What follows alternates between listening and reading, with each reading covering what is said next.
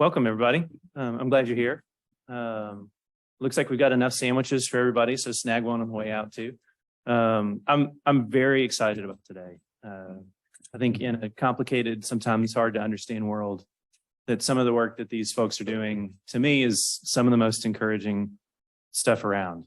It encourages me, and I hope that you all also leave today a little bit encouraged about some of the possibilities that are out there, and especially some of the possibilities that are out there for folks that are practicing democracy in their organizations.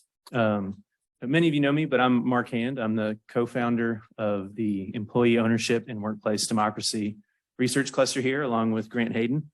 You can check out our website, which is eowd.org. It's still in test mode, so tell us all the typos that you see. And I want to really quickly thank a few folks that have helped pull today together. So thanks to Grant, to the Dedman College Interdisciplinary Institute also for funding our lunches today and helping make this happen. Bryce Pulowski from the Labor Employment Law Association helped coordinate some of this stuff. And then I'd like to thank my research assistants, especially Violet and Ez, who last minute had to go take a test. So if you see a blonde woman flying around really quickly getting things done, that's Violet, and she helped make today happen. And then, most of all, thanks to you all, our guests, who have come in from Washington, D.C., and from Austin, and from Arlington, and from a hospital in Plano, who have worked really hard to be here today so that we could have this conversation. And then I'd also like to thank Frank Sinattle for coming. He's the president of the ESOP Association in the Southwest, and so I'm grateful to have him here today too. So many of you are students of mine, and you know that I usually give you a chance to talk with each other before we get moving. And I'd like to do that today. But first, a little business. If you're a student of mine, Matthew, will you raise your hand real quick? Check in with Matthew because he's going to give you credit for being here today. But what I'd like to do is give you a chance to talk with each other real quick and just share with the person next to you what you're curious about today. Why are you here? In addition to the attendance students, what are you curious about today, and what might we cover? So take just 30 seconds to a minute and do that for me. You guys can do What am I curious? I'm curious to hear your story. I'm curious to hear your story.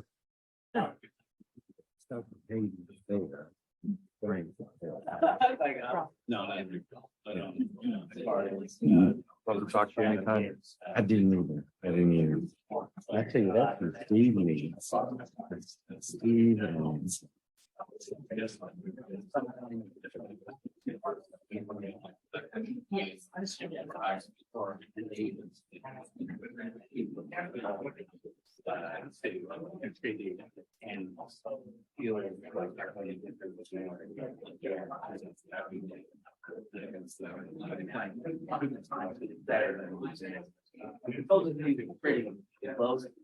products.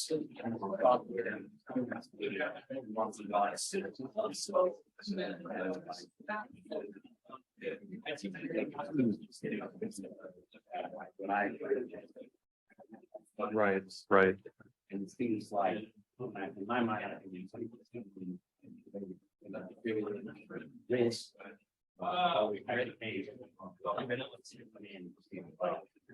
All right. Thank you all for participating.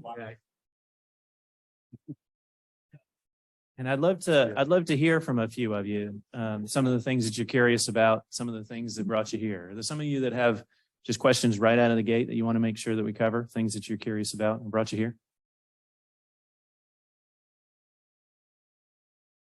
Rylan, I pointed at you, hoping you might be ready. What are you curious about? I'm curious about some of the quality difference kids interact with, especially on some like safeguards for employee ownership like programs. Great. Any other students? Matthew?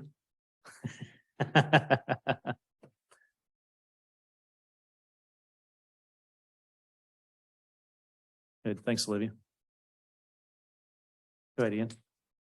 I'm curious about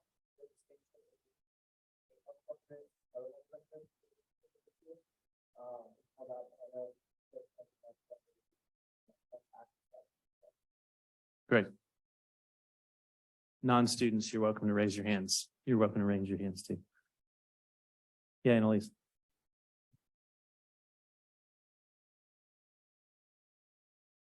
Okay. That's good questions. Yeah, Lauren.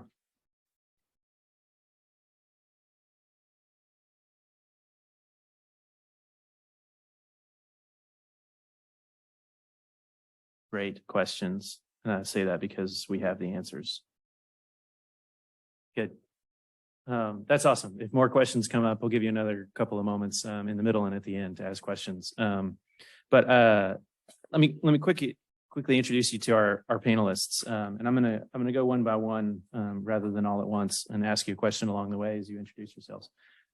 So Watson, I might start with you. You run Vulk Cooperative, which is or Vulk Co-op, which is a worker cooperative in Austin, and you're the head of the Austin Software Cooperatives. Is that right? What else are you into that we should know about? And tell us a little bit more about Vulk. So Vulk is a cooperative. It's a tech cooperative. You can really think of it as a tech consultancy, really just a partnership. So I'm very passionate about people starting cooperatives and try to help people to encourage people to engage in employee ownership.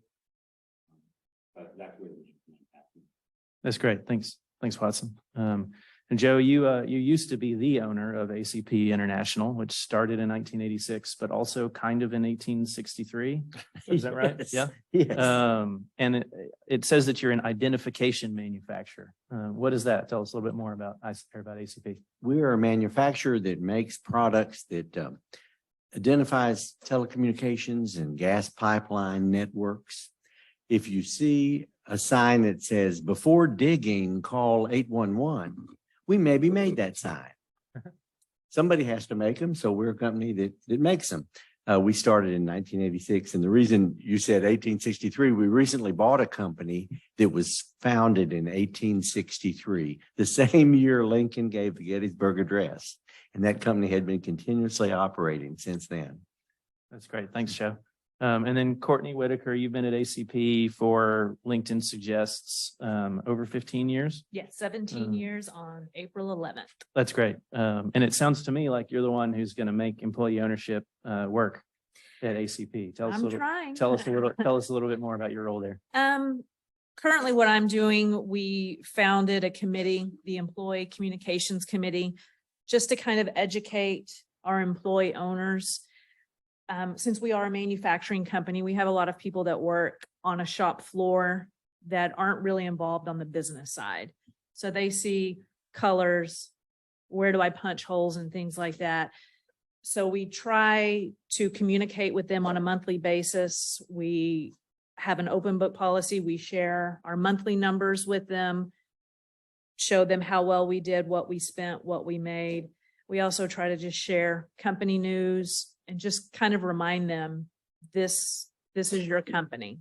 You know, you're running this thing too. So we're still in the process of making that a little bit stronger, the culture, but I see people stopping and reading the literature, which is great. So yeah. We'll have some more time to dig into some of that. What's working and what you're trying. Okay.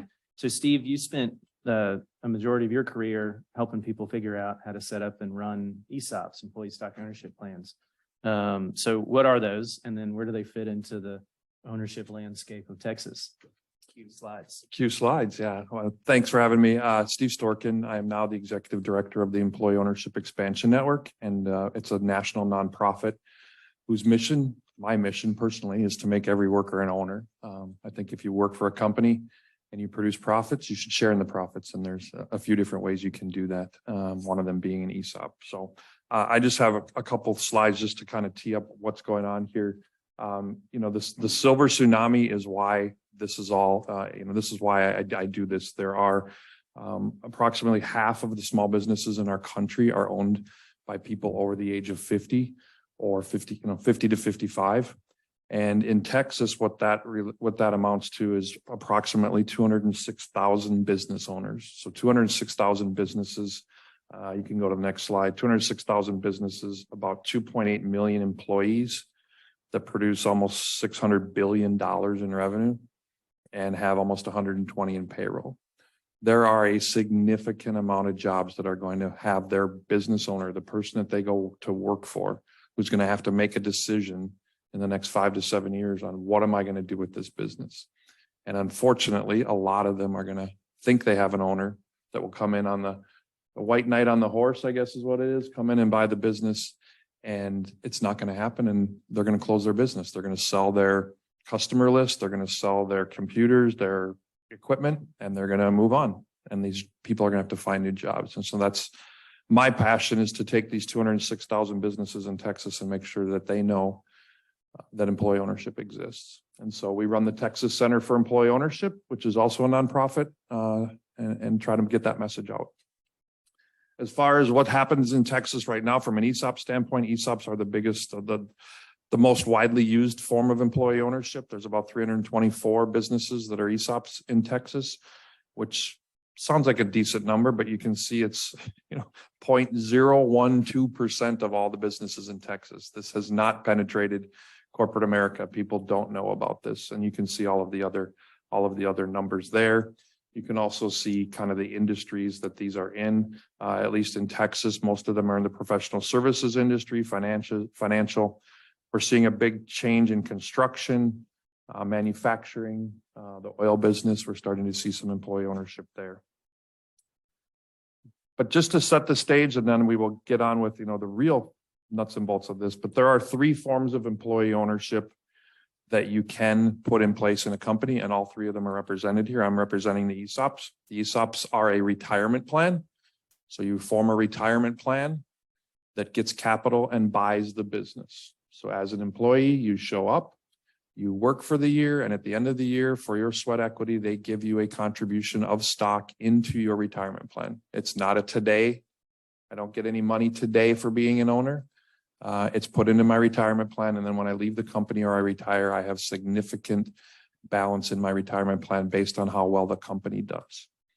Worker cooperative is much more of a today, much more democracy at work. There are lots of different forms that worker cooperative can take, but it's the basic form is 1 share, 1 vote. You buy in for a very small amount, or maybe you're even given that share. But if you want to be a member or a worker owner, you get 1 share and 1 vote for the board of directors. And then you help decide through that board or other committees, and we'll hear more about that, how the profits of the company are shared. What do we do with the money that we make? Do we put it back into the company? Do we share it in profits? Do we set it aside for retirement? And then the newest form of employee ownership, and you are the only one in Texas from what I'm told, that came over from the United Kingdom, is an employee ownership trust. Again, a more of a today, let's collectively run the business. Let's have a management team. I think there's less 1 share, 1 vote, but more of a, hey, we're all in this together. Let's decide how we're going to share the profits. So those are the 3 forms of employee ownership that are really out there. And we could spend 2 hours talking about the details, but we won't. That's awesome. It's perfect. Thanks, Steve. Yeah, thanks for having me. I'd like to turn back to Watson, Joe, and Courtney, and then maybe Steve, come back to you with a few stories about ESOPs too. But Watson, I'm curious about how you ended up choosing a cooperative structure for Vulk. Tell us about what inspired you to do that. Okay, so maybe about 15 years ago, I'm in the tech sector. I've been a computer programmer for 30 years, and I've been a freelancer for probably 25 years. So when you're a freelancer or a contractor, you run into the same people over and over again if you're in the same city. And it was kind of like, hey, let's get together. We're all smart, and let's do a consultancy. And instead of contributing to someone else's retirement, let's all contribute to each other's retirement. So that's kind of how it began. And found Richard Wolff. Went down a bunch of rabbit holes as far as a more fair system than a hierarchical system.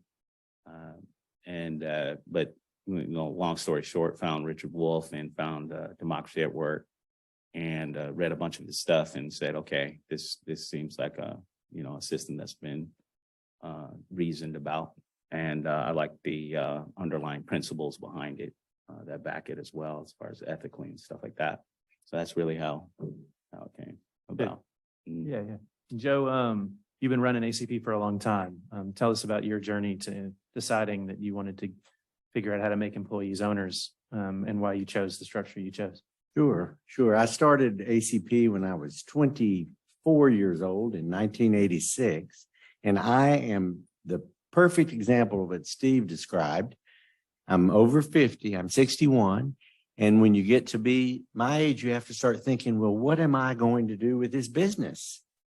And there are limited options. You know, you could sell it off to another company. You could sell it to a private equity company. You could spin it off to employee ownership in some way. And I tell you what, that's a heavy decision for something that, you know, you kind of gave birth to and has been a part of your whole life. And I would look at situations where private equity companies or other companies would buy others. And it never really seems to work out very well. It works out real well for the seller, but it never seems to work out real well for the employees. There are a lot of layoffs usually and that kind of thing. And I didn't want that. I felt like the people who had worked with me for all these years, they had a vested interest in the company, and I wanted to make sure that the company stayed together in the same way that it is. And so that's why we started looking at ESOPs and EOTs. Now, we chose the EOT route because we weren't really, ESOPs are difficult if you're a small company because they're complicated and they're highly regulated the way you have to do it. And we just didn't have enough in place to be able to manage that. EOTs are more simple. They're probably more possible for small businesses. And so we looked into it, and that's why we decided to go that way. That's great. And I've asked Steve to share some stories about some of the ESOPs that he's worked with. Frank, I'd be happy to hear your answer to this question too, if you'd like to jump in. I think there are so many stories that I could tell. They all are exactly the story that you just told. And it's the company was birthed in somebody's garage or somebody's kitchen, whether it be first generation, whether it be my grandfather or my great grandfather. And it got to where it is today because of the employees helping. And for it to get turned over to a third party where you have no idea what they're going to do, private equity that might come in, give you a really big dollar amount as an owner, but then want to turn it around 6 years later and sell it. The only way you can do that is to either increase revenue or decrease expenses. And typically decrease expenses is first, which means getting rid of people. And so there's story after story. I think one of my favorite stories is a gentleman in North Carolina who runs a magazine called Our State Magazine. If you go to our website, you'll see his video that we recorded. And he said he had 3 or 4 different buyers that had come to him. And he said they were all very willing to give him a nice fat number that he could put in his bank account. And he says it on camera. He said, but they're all jackasses. And he said, I can't stand in front of my employees and say, here's your new boss. He's a jackass, but he gave me a lot of money.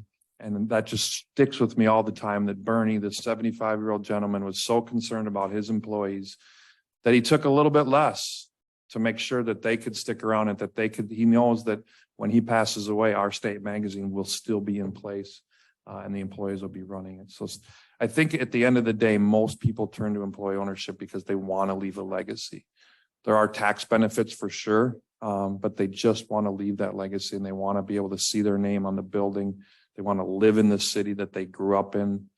They don't want to have to go to the grocery store and figure out that, you know, half their employees are laid off because they sold for a really high number. And, you know, here they are still in their city and having to face those employees. So.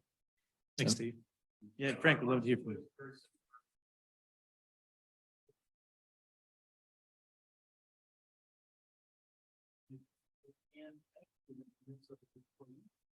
He felt like if I end up selling the business, however that goes, I want my employees to benefit as well. So we have not, we're still a minority in ESOP. ESOP really owns about 20% of our business. And we have about 10 other shareholders that own the remainder, and hopefully growing that over time. But the idea is that our employees will benefit if and when we ever do sell. I'll use that for that. And Frank, I might stick with you for a second and then go back through here. Are there some ways in which being employee owned has changed how Abadix operates, how decisions are made, or is for you all, is it primarily a financial tool? It really hasn't changed a whole lot. Initially, when it first happened, of course, you get a few people come out of the word working now, they say, well, now that I'm an owner, I think we're gonna do this. I'm like, well, we still have a CEO and a board of directors, so we still operate in a very similar manner. But what we do get, and what we try to do part of the culture, is we want people to understand that the decisions they make on the front lines impacts the value of our business. And we, and look at the private equity world and know the multiples that are being thrown out there for business. And there's some of them are astronomical. We don't quite go that high, but we'll tell our employees every dollar saved in expense for every dollar of revenue you create or profit you create, it adds $5 to $6 of value to our business. And that's what's going to impact your account balance in the side. And so that's the way we just try to do this culture issue, that they understand that it is a long-term play. It's like it's a retirement play.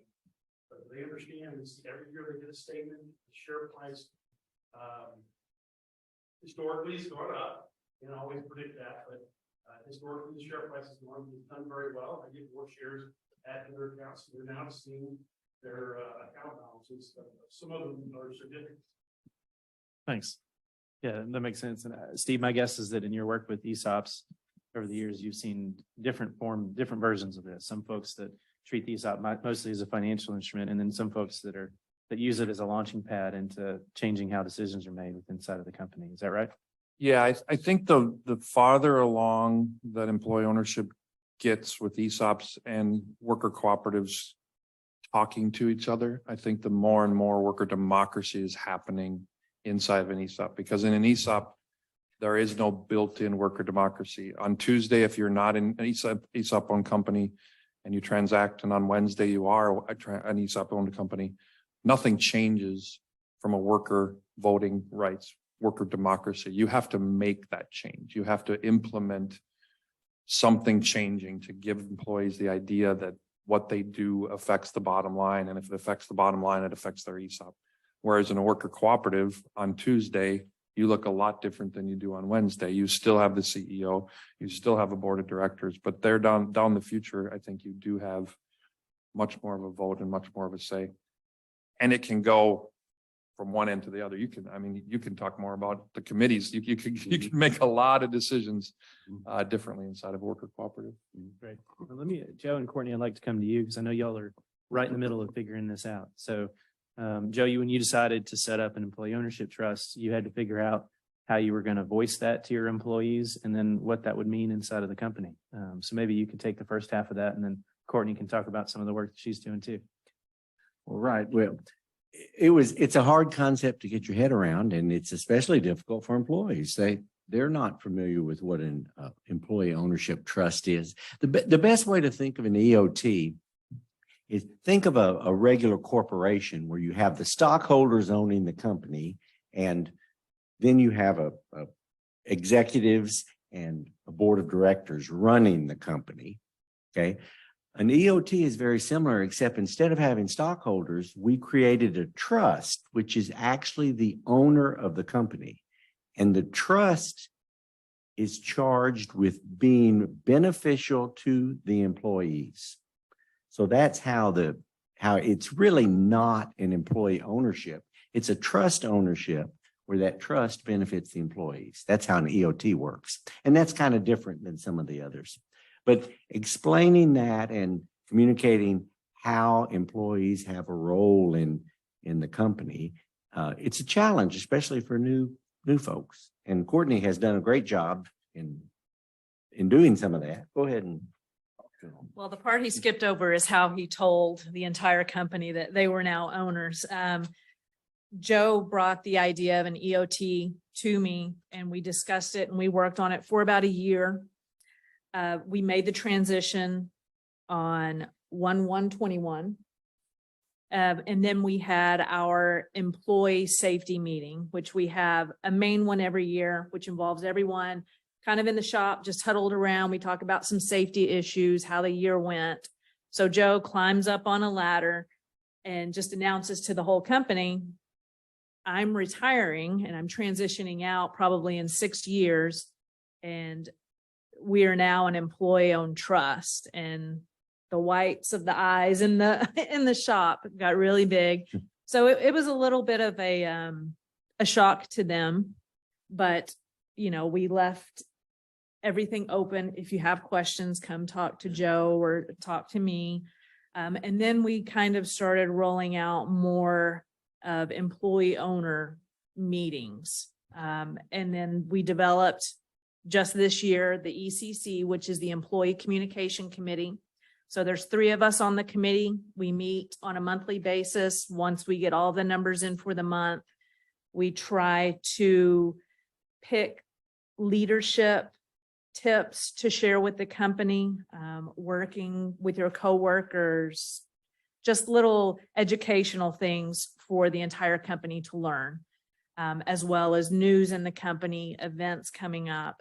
So I think with that committee, it's really going to help in, like I said, communicating all of the information to every employee.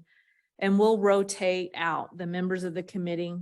We'll rotate out, we'll vote new members in so that everybody is going to be a part of the committee and see where we get all of the information, and just really involve everyone that works at the company.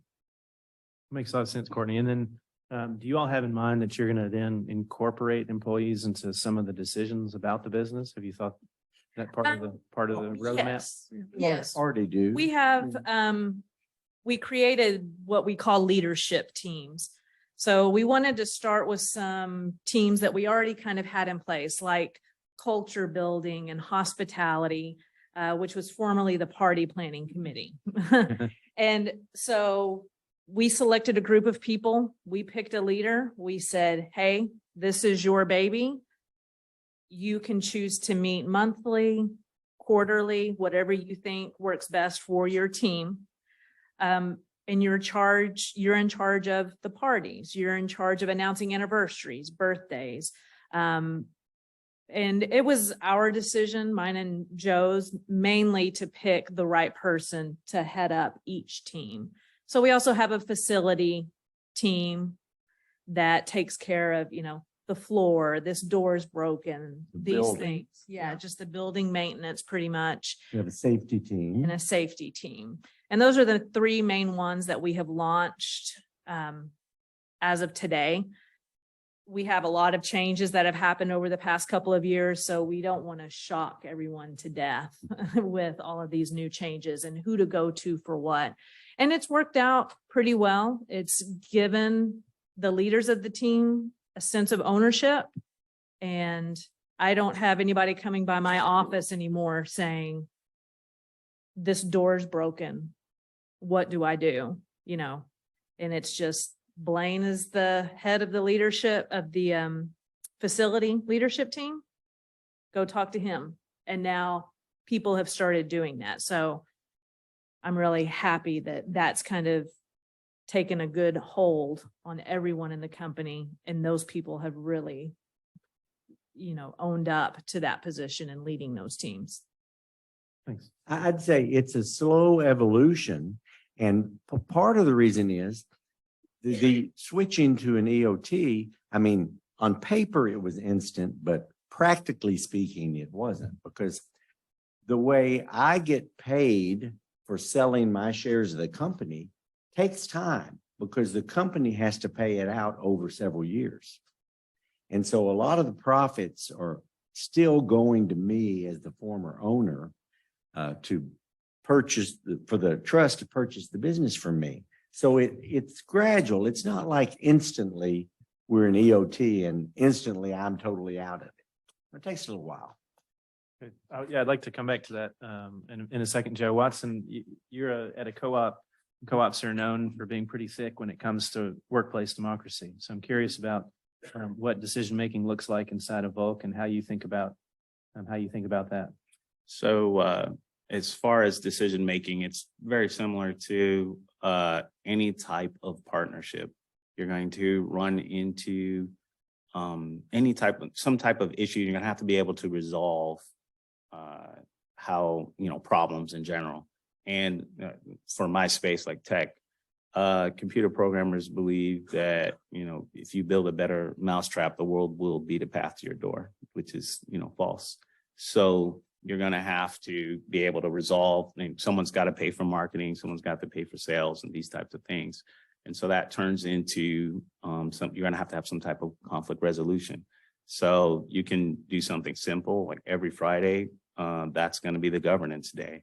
And you can adopt something like Robert's rules. So you got 2 minutes to give your proposal, and then you go around and people are going to be able to talk about that proposal, and it keeps the filibuster to a minimum, these types of things.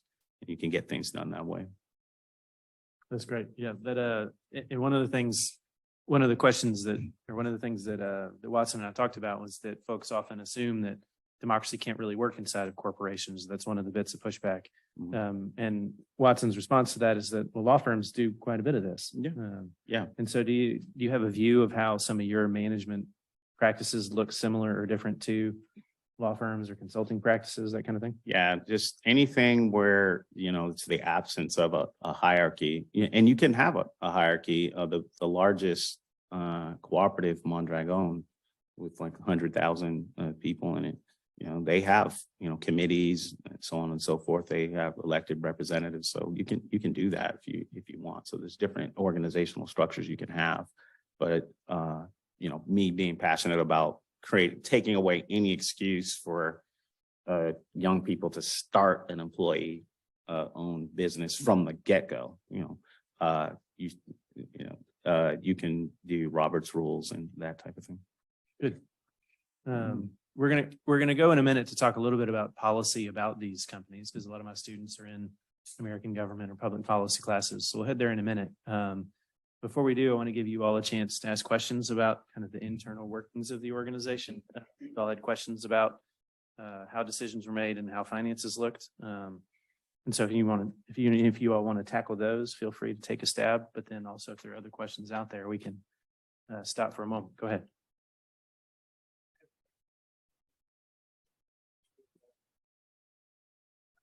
Experience with in the nonprofit. Similar to what Watson said, the work co-op is there's governance that we need to be accountable and decisions are made. How have you seen what sucks is this is the double-edged sword. There's no book out here on how to handle governance and the company. How decisions are made or how committee leaders or committee leaders form. Have you seen like a general or not general, but a more prevalent way of how people are actually organizing to handle that decision making? Let's say if the magazine is having a day, if he actually does pass away, then what happens? Boss is gone. So you've got a lot of owners, but who's going to step up and how does that happen? Yeah, at least on the ESOP side, when an ESOP is created, it's a transaction between a willing seller and a willing buyer. And that willing buyer is the employees. But the employees don't come to the table as a group and say, we want to buy this company. It's the management team that's across the table. And so the management team continues. So in Bernie's case, Bernie stayed on as the CEO of Our State Magazine. Bernie is still there. I think Bernie comes in on a daily basis. But he didn't, when he sold his shares, he had a management team in place that was going to take over. And so it becomes more about where are the profits going at the end of the day rather than to Bernie and his family. And in most cases in an ESOP, it's more about those profits and the profitability than it is on the decision making, which is a downside of an ESOP. It's not built-in worker democracy. But I can tell you what happened at that company is that management team, now there's 3 or 4 of them making the decisions collectively, and they're going to bring in teams of people to try to help make those decisions. So it's not a built in, there's no one that's created a model, manual for it, unfortunately. But I think it's less about one person making all the decision and trying to spread that out. But at the end of the day, it's still run by an executive committee. Can I take a little stab at that too? You know, it doesn't matter if it's an ESOP, an EOT, it doesn't matter if it's a privately held corporation or a sole proprietorship. The person in charge as a steward of the company needs to work to engage all of his employees to make decisions for the good of the company. And it doesn't matter what the ownership model is. That's what the top person needs to do. And if that top person dies, it doesn't matter what kind of business it is, there's going to be suffering if he or she didn't do that. You know, so that's one of the ways that I've really had to start to rethink, you know, now that I am not the owner, I've got to work with everyone to try and improve that decision-making culture. Watson, if I could, is there a top guy at Vulk? No, there's not a top guy. How does that work? It is, like I said, on a Friday, people get together and it's going to be a vote. So regular democracy there. So Watson could get overruled? Yeah, Watson definitely can be overruled. Good. All right. Ian.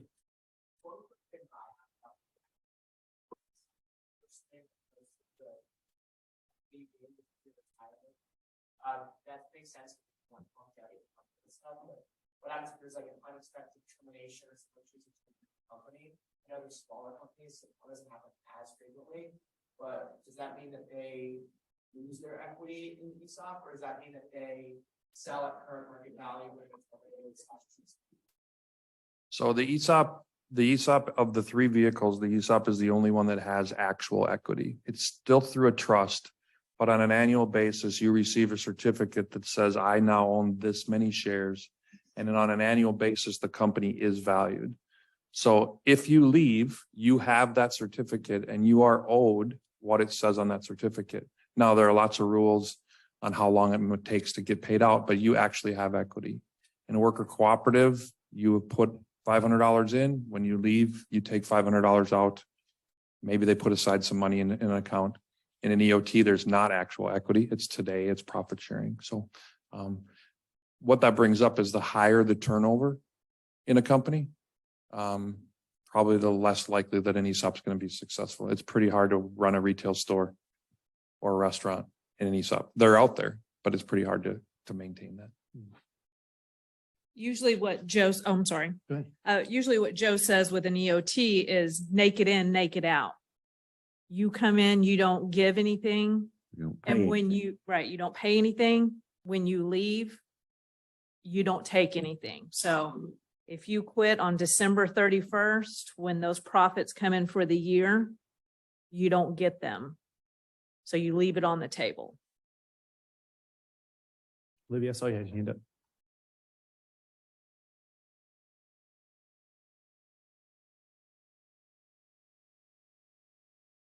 I mean, it's been proven that employee-owned companies pay more over time.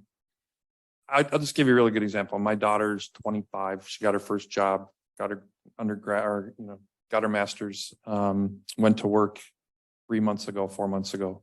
And it's the first time I've actually seen, because I've worked with employee-owned companies for so long, what a non-employee-owned company feels like.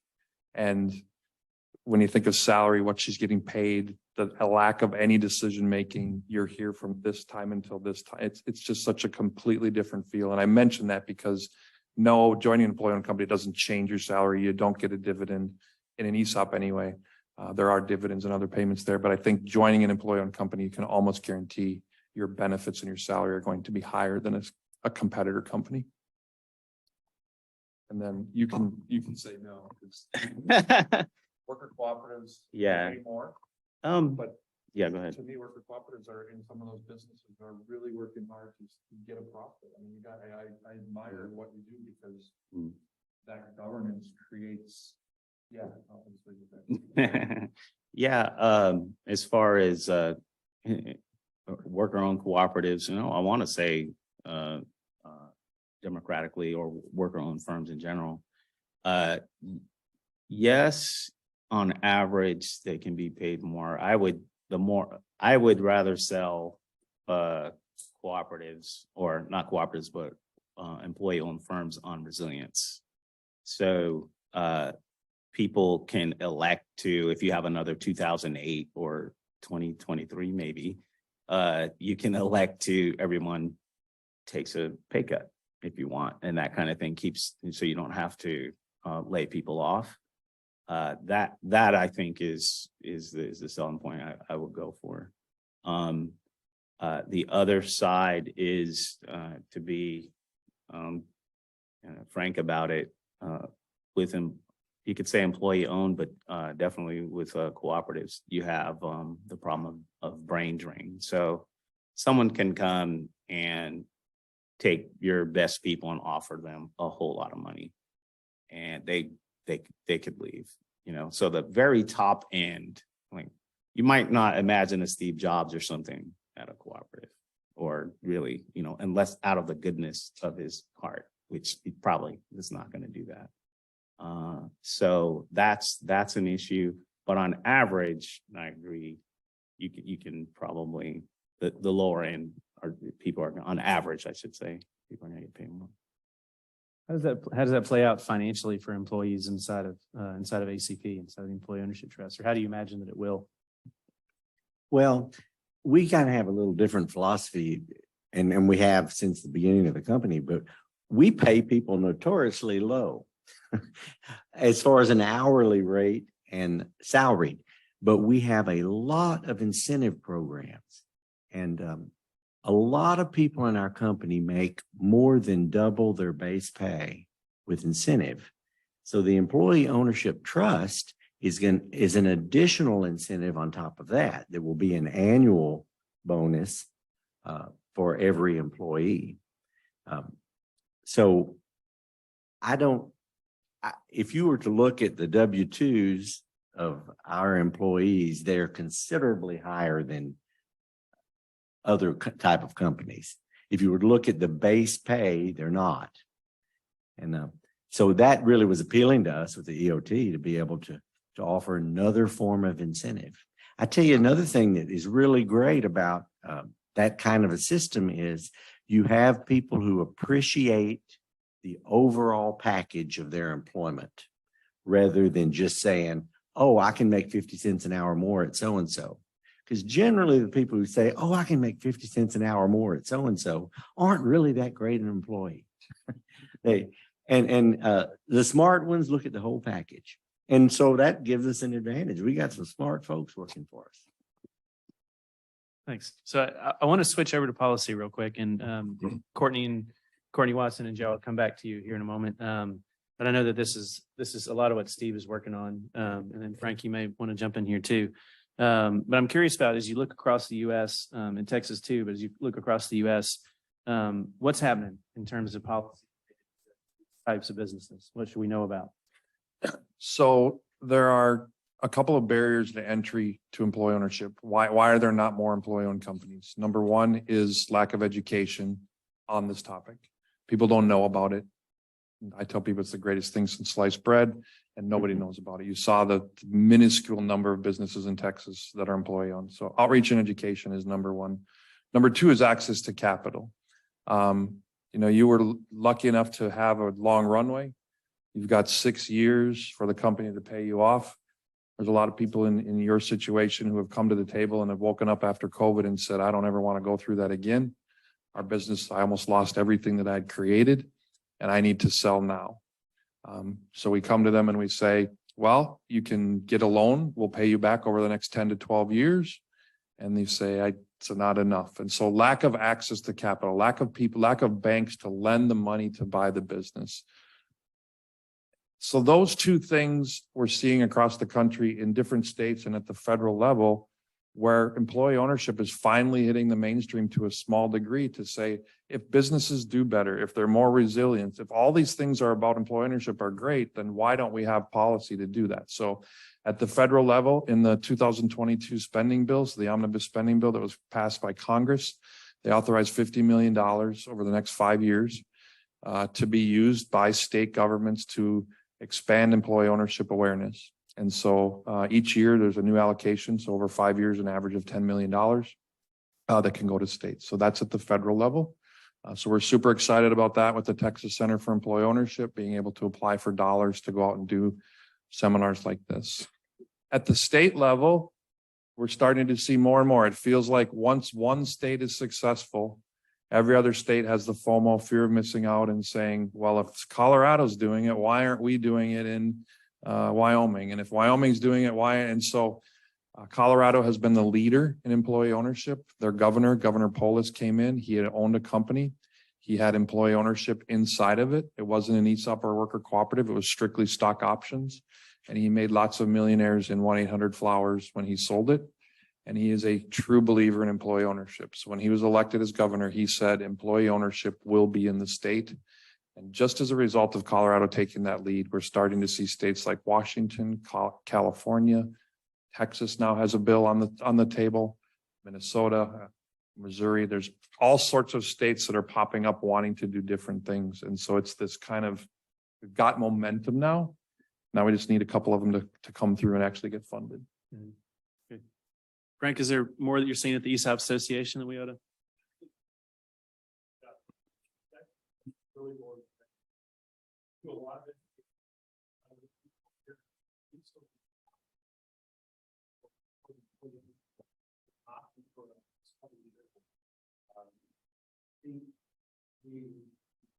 Where it really works well, just you have a desire to have his legacy continue with the employees that help him get there, right?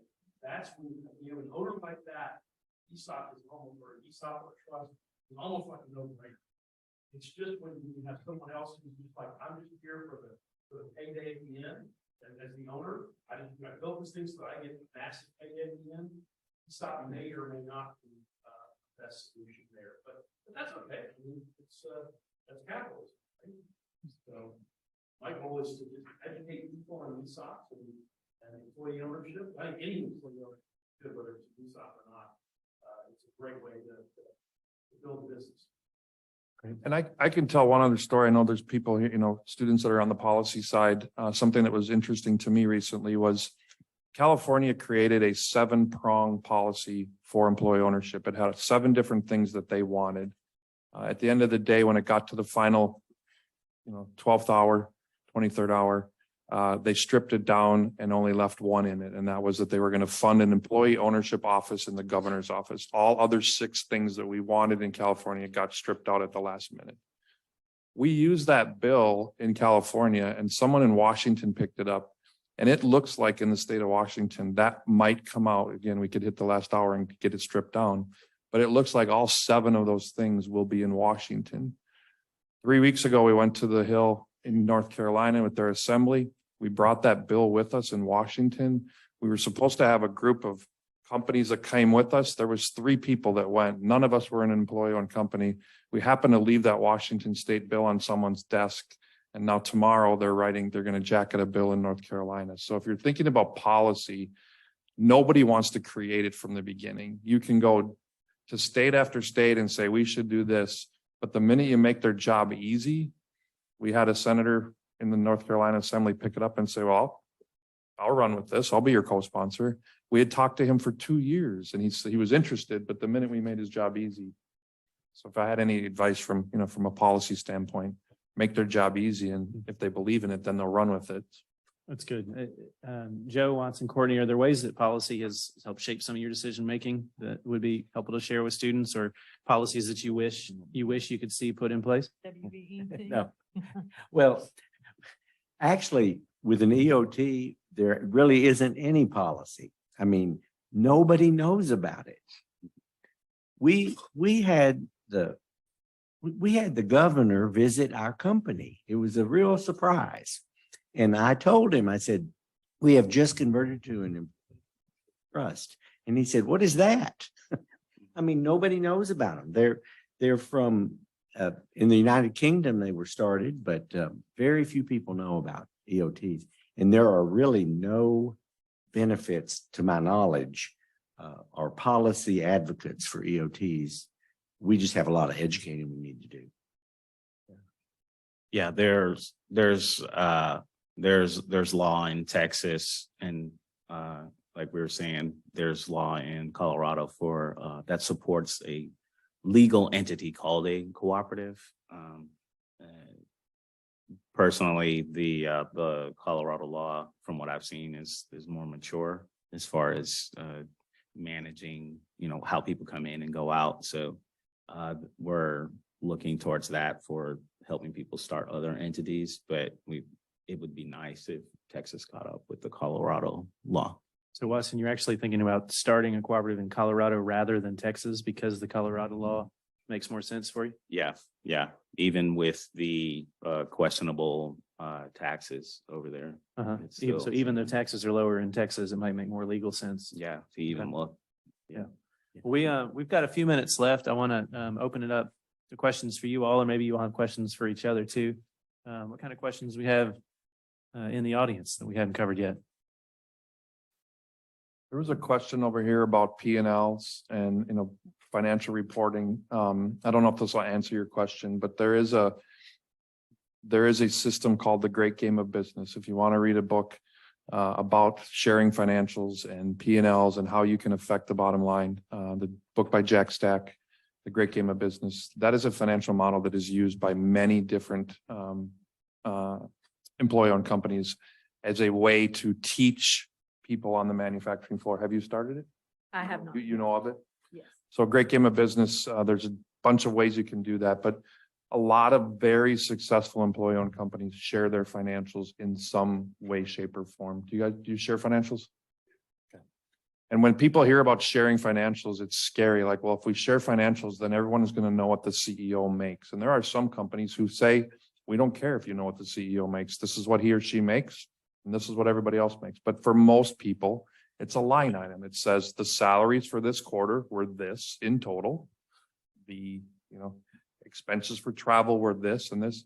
But the Great Game of Business, the way it works typically, it's a silo. All different departments add up to the big P&L. So the catering department of a hotel would say, this is our P&L.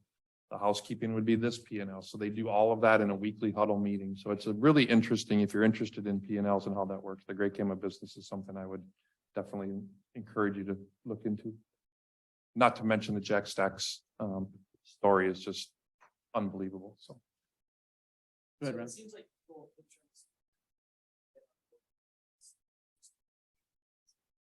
kind of worried about how third party, like someone mentioned,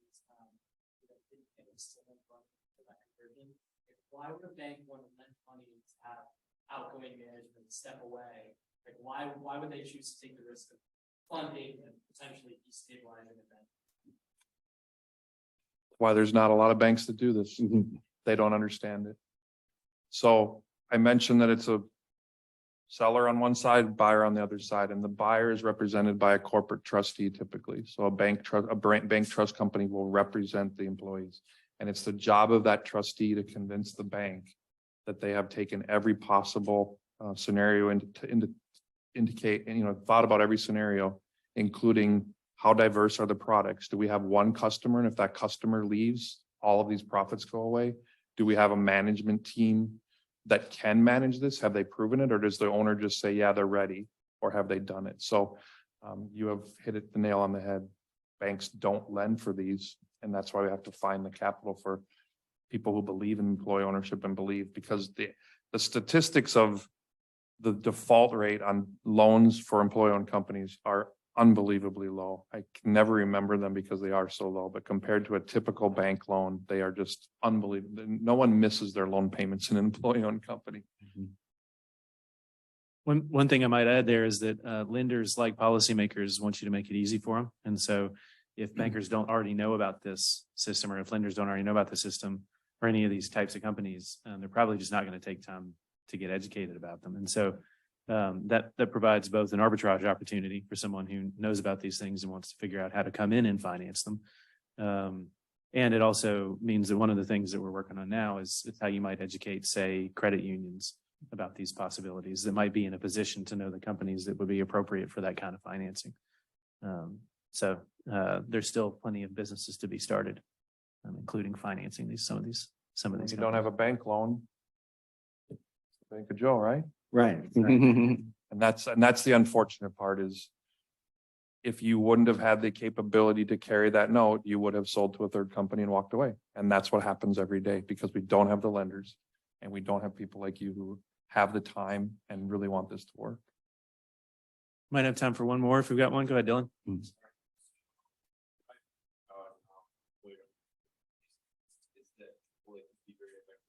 Smaller companies that have a lot of difficulty scaling up. So I guess my question is that true? And also, when it's America right now, I think we're seeing a lot of movement towards larger corporations away from smaller corporations. And so if that is true, how do employers and companies tend to I guess.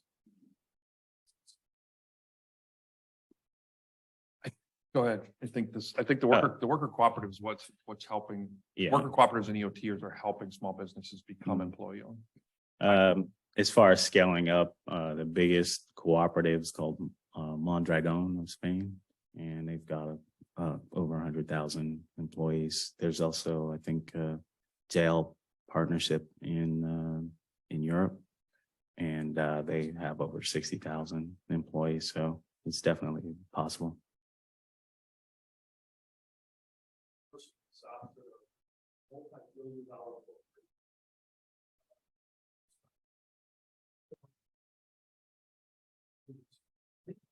There's some challenges that we can come to stop, it's like waste cards, and what the road, I don't know. Huge problem. In our scale. We can grow as fast. Steve was also asking me about Publix grocery stores, and for those of you who are in Texas, maybe the better thing to point to is HEB, which is moving into North Texas and is a Texas proud company that also has some employee ownership in it. We're running out of time here, so I'm going to take the liberty of taking the last word here. First, thank you all for coming. I know all of y'all work really hard. All of y'all worked really hard to get here. So thank you for making that kind of commitment. And I've got from the Employee Ownership and Workplace Democracy Research Cluster, just a small and very nerdy token of appreciation for you. It's a book called Participation in Democratic Theory. And it's, to my knowledge, the first book written in the 1970s about workplace democracy. It became famous not for that, actually. It became famous because it helped reshape how people think and talk about democracy as a set of habits and behaviors rather than just a set of structures and voting rights. And so I've given you a copy of that in part because I think for part of my interest is that companies that are alternatively structured can be places where people are experimenting with what it looks like to be a citizen, with what it looks like to participate in a democracy. And maybe if we can get that right, and here's a final note of encouragement for you all, that we might also figure out how to be better citizens. So I appreciate you all being here today. Thank you all for coming. Appreciate your time. Thank you.